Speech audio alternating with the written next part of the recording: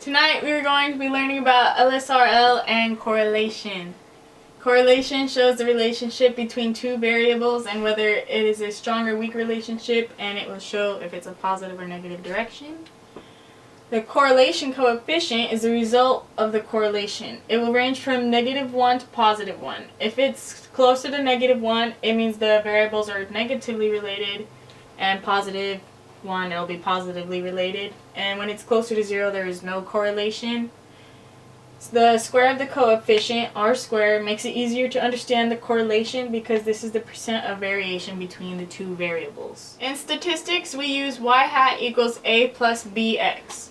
The intercept, which is a, sometimes called the vertical intercept, is the height of the line when x equals 0. The slope is b, which is the amount by which y increases when x increases by 1 unit. In our first example, we are going to look at relationships between height and shoe size. This is our data set. Our shoe size on the left and our height in inches on the right. What you're going to do is you're going to use your calculator to find a, b, r, and r squared. And r is going to be your correlation coefficient for your scatter plot, which if it's 0.91, it's going to be a very strong relationship because it's closer to 1. Then we are going to put it back into the equation y hat equals a plus bx.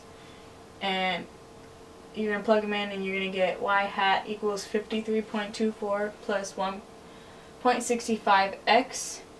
And then when you plug it in using your height and shoe size, it's going to be the predicted height will equal 53.24 plus 1.65 times the shoe size. Now we're going to be interpreting our LSRL.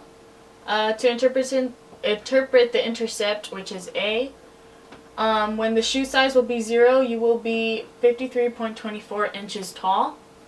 And to intercept slope b, you have to go for each increase of 1 in shoe size, the height will increase by 1.65 inches.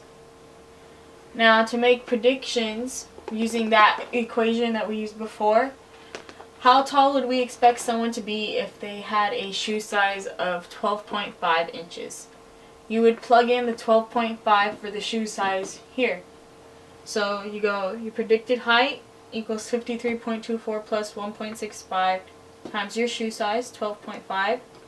And when you calculate that, your predicted height will be 73.865 inches.